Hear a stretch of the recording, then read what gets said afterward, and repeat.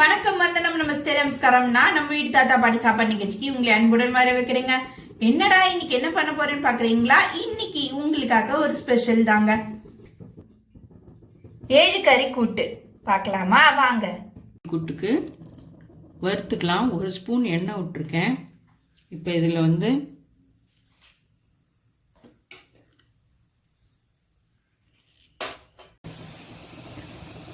ஒரு 1/2 ஸ்பூன் வெந்தயம், 1 ஸ்பூன் கடலைப்பருப்பு, 2 ஸ்பூன் தனியா, ஒரு 8-9 மிளகா வத்தல், கொஞ்சம் பெருங்காயம், கட்டி பெருங்காயம் இருந்தால் கட்டி பெருங்காயம் போடலாம், இல்லைன்னா பொடி பெருங்காயம் போட்டுக்கலாம். இப்போ இது கொஞ்சம் வறுத்து எடுத்துக்கலாம்.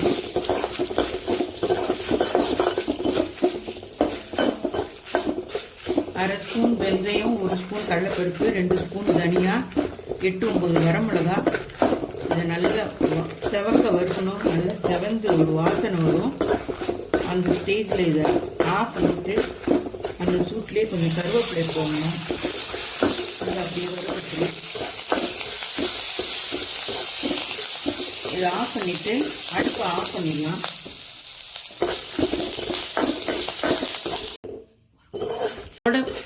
ஒரு முடி தேங்காயும் போட்டு நைஸாக அரைச்சிட்டு வந்துடலாம். ஏலக்காய் போட்டுட்டேன், தட்டைப்பயிர் போட்டுட்டேன்,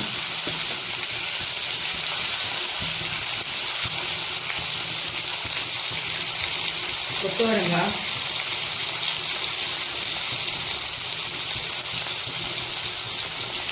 பரங்கிக்காய், வாழைக்காய்,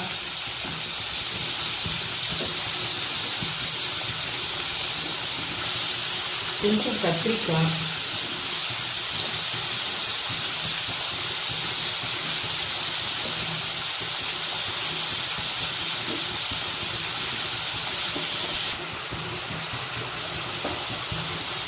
சக்கரவள்ளி கிழங்கு,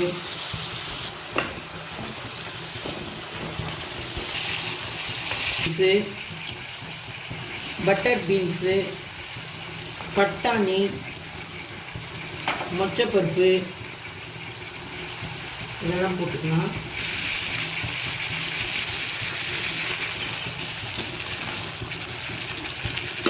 இதில் நம்மக்கிட்ட எல்லா என்னென்ன பருப்பு இருக்கோ எல்லாம் போட்டுக்கலாம்.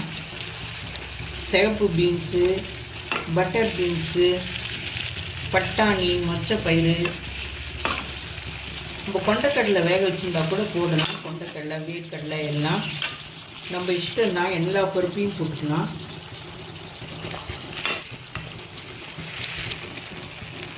இதுக்கு தேவையான மஞ்சள் பொடி போட்டு இதில் 1 ஸ்பூன் மஞ்சள் பொடி போட்டிருக்கேன். அப்புறம் உப்பு போட போகிறேன்.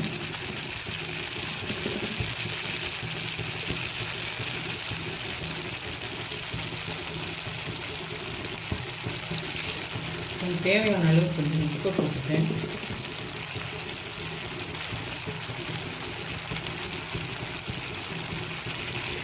போதுமான அளவு தண்ணி, கொஞ்சம் மூழ்கிற அளவு தண்ணியை ஊற்றி இது கொஞ்சம் வேகட்டும். கொஞ்சம் வெந்து வந்ததுக்கப்புறம் புளியை விடலாம்.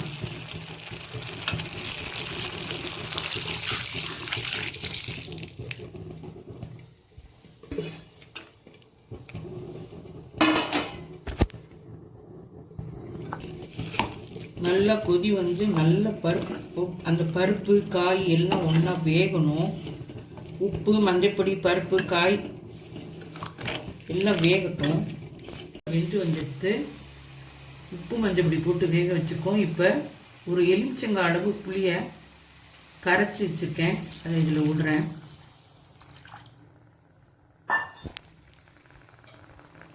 இப்போ நல்லா கிளறி விட்டு எல்லாம் ஒன்று சேர கொதித்து புளியோட பச்சை வாசனை எல்லாம் போகணும்.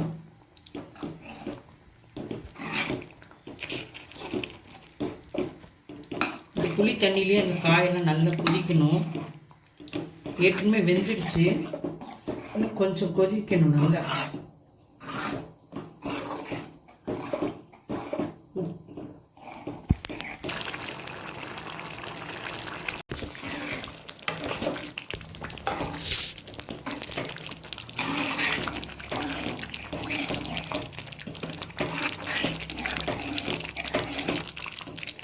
இப்போ ஒரு 3/4 டம்ளர் துவரம்பருப்பை வேக வச்சு மசிச்சு வச்சுருக்கேன்.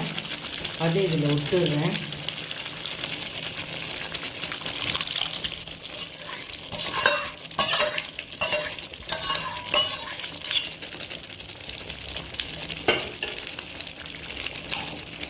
நல்லா கிளறி விடுவோம். அடியில் வீசாமல் கிளறி விட்டுக்கலாம்.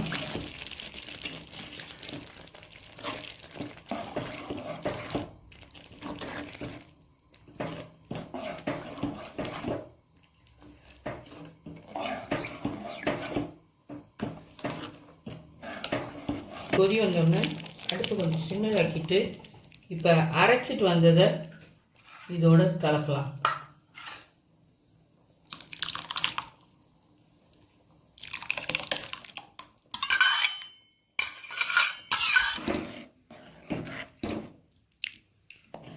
இப்போ பருப்பு அரைச்சி விட்டது எல்லாம் ஒன்றா சேர ஒரு குழம்பு நல்லா கிளறணும். எல்லாம் ஒன்றா சேர ஒரு கிளறிட்டு கொதிக்க விடணும். நல்ல ஒரு கொதி வந்தோன்னா ஆஃப் பண்ணிடலாம்.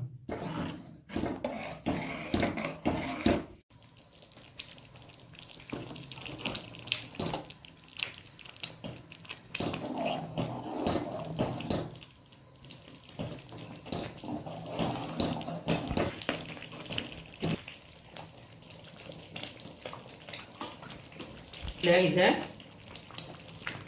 ஆஃப் பண்ணிடலாங்க. ஆஃப் பண்ணிவிட்டு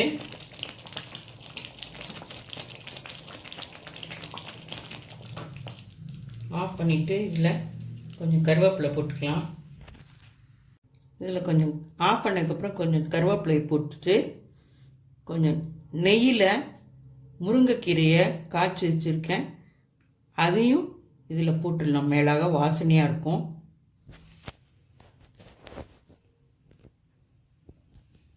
நம்ம 7 கறிக்கூட்டு ரெடி ஆயிடுச்சுங்க. ஸோ நம்மளோட 7 கறிக்கூட்டு ரெடி ஆயிடுச்சுங்க. வாங்க சாப்பிடலாம். இதே மாதிரி ஒரு ரெசிபி வேணும்னு நினைச்சீங்கன்னா மறக்காம என்ன பண்ணணும், நம்ம வீட்டு தாத்தா பாட்டி சாப்பாடு நிகழ்ச்சியை மறக்காம சப்ஸ்கிரைப் பண்ணுங்க, லைக் பண்ணுங்க, ஷேர் பண்ணுங்க. கமெண்ட் செக்ஷன்ல நெக்ஸ்ட் என்ன வீடியோன்னு சொல்லிட்டு எனக்கு கமெண்ட் பண்ணுங்க. நான் உங்களோட நெக்ஸ்ட் வீடியோல சந்திக்கிறேன். பாய்.